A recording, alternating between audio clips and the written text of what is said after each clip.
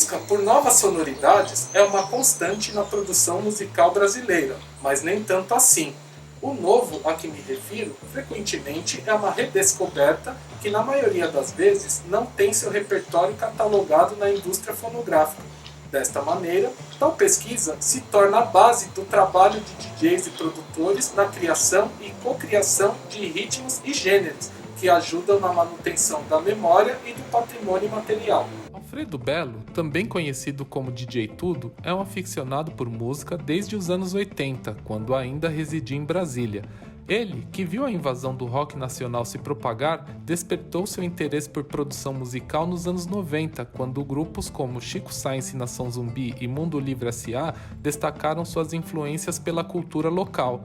Tal motivação o conduziu a fazer pesquisas de campo pelo interior brasileiro, em busca de ritos e ritmos populares. Com toda essa dedicação, ele conseguiu registrar mais de 2.000 horas de músicas e parte delas se transformaram em criações que são distribuídas pelo seu selo, O Mundo Melhor, cujas obras fortaleceram o reconhecimento de seu trabalho no circuito internacional. Com muitos outros movimentos vanguardistas do século XX já estavam falando desses diálogos possíveis entre modernismo, europeus, entre as artes tradicionais. O que é o nacionalismo musical? É isso, os caras pegavam melodias, ritmos das culturas dos seus países e criavam os nacionalismos, que todos da Europa, Vila Lobos aqui, tem em Cuba, você tem tudo isso, é toda uma forma de pensar como fazer música e arte ligada com as culturas do seu povo, né? O que eu posso falar desse processo, desse jeito estético de pensar é que, assim, até agora ele é baseado é uma música de troca, de encontros, que ampliou-se, né? Depois eu vou falar, baseado na coisa da pesquisa, da vivência com a cultura brasileira, com a música e a cultura. E o registro, né, que é importante das culturas populares. Isso é uma coisa que, do selo Mundo Melhor, que eu já lancei esses discos, tem um site, tenho mais de 2.000 horas de gravação de conseguir que esse material possa chegar em mais pessoas, né? Porque é necessário, importante. Muitas informações são processadas através da música. A atividade, que frequentemente é tida como um meio de entretenimento sem compromisso, revela pistas da trajetória histórico-política e social dos estados, além de seus recorrentes avanços, como aponta a coordenadora de música do Instituto Moreira Salles, Bia Paes Leme. Ela, que também é musicista, defende que a imersão sensorial complementa a base do conhecimento pelas fontes tradicionais e possibilita novos vieses de acesso à cultura. No Brasil, de relativamente pouco tempo atrás, havia gente que era analfabeta, assim, não sabia escrever o próprio nome, mas sabia ler música, né? Por causa das bandas, né? Que havia bandas por todas as cidades. A cidadezinha menor, micra, tinha uma banda de música lá. Normalmente, uma banda amadora, né? Uma banda, pessoas que têm outro ofício, trabalham e tal, e se reúnem 1 ou 2 vezes por semana para tocar, e nas festas populares, nas festas, vão para a rua para tocar e se apresentar. Essas pessoas leem música, né?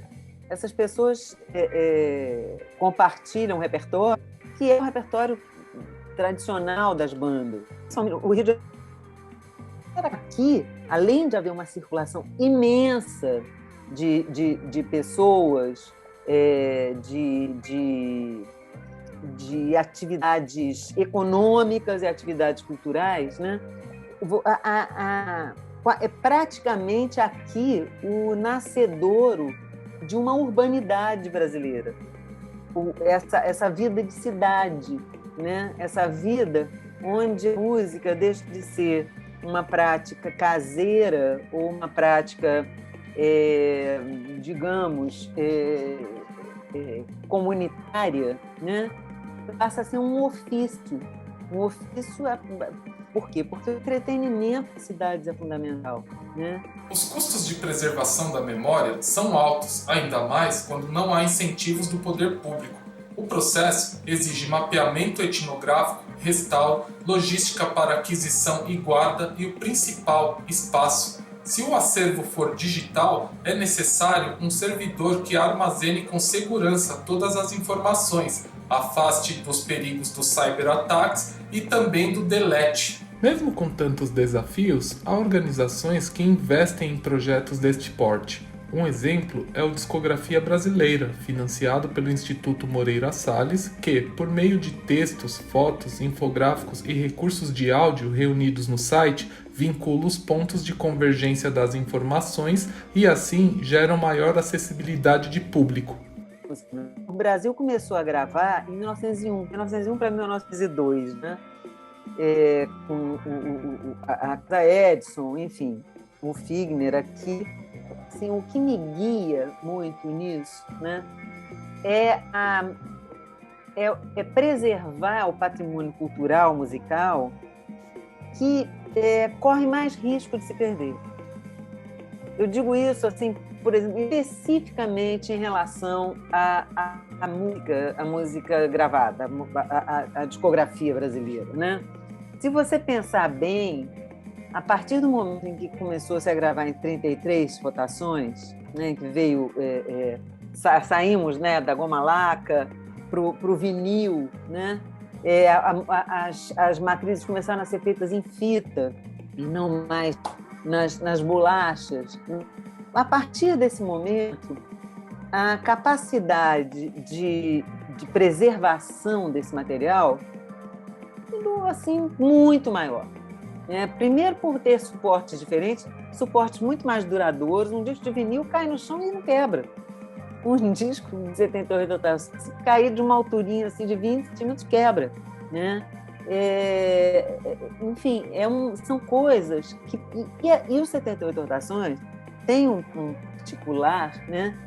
Que matrizes se perderam. Essas matrizes foram todas derretidas para terem a prata delas, etc. Então, a única coisa que sobrou dos 78 edições foram os exemplares.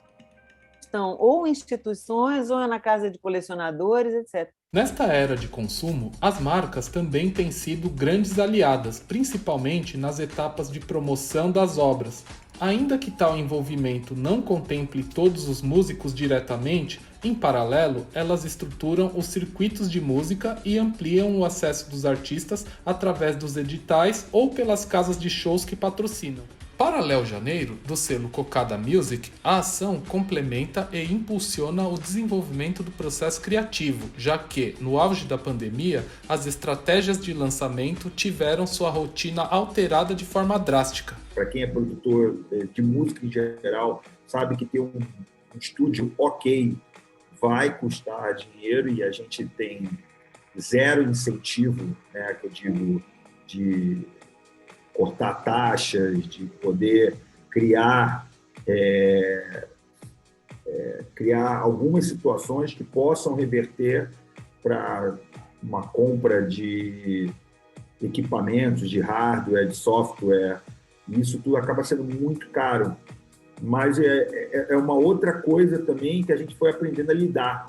E para os labels não é diferente, porque quando você fala de label, o que você quer fazer com a gravadora? Você quer que o maior número de pessoas entendam que aquela proposta musical que você está querendo, né, mostrar é algo muito bacana. Então você tem que criar promoção, você tem que criar promoção, você tem que criar content, né, conteúdo, você tem que criar muita coisa para a coisa funcionar. E isso também requer dinheiro. Você tem que ter um bom PR, que é um press relation, para você poder chegar nas pessoas certas. No meu caso, assim, a gente precisa ter uma engrenagem ali que funcione, né, tipo, desde a ideia, quando você assina com o artista, até chegar na ponta final, que é a do consumidor, você tem vários processos ali. Tudo isso é feito de uma maneira que tem que ter uma atenção e tem várias pessoas ali trabalhando nesse processo. Então, assim, existe uma estrutura que você tem que ter mínima para poder fazer a coisa andar. É evidente que alguns têm essa estrutura, outros não, mas No meu caso, eu acho que é super importante você ter uma estrutura tanto de promoção como artística, como também de suporte, né, para poder a coisa acontecer. E se você não tiver isso, infelizmente você não vai conseguir chegar num resultado que eu considere bacana.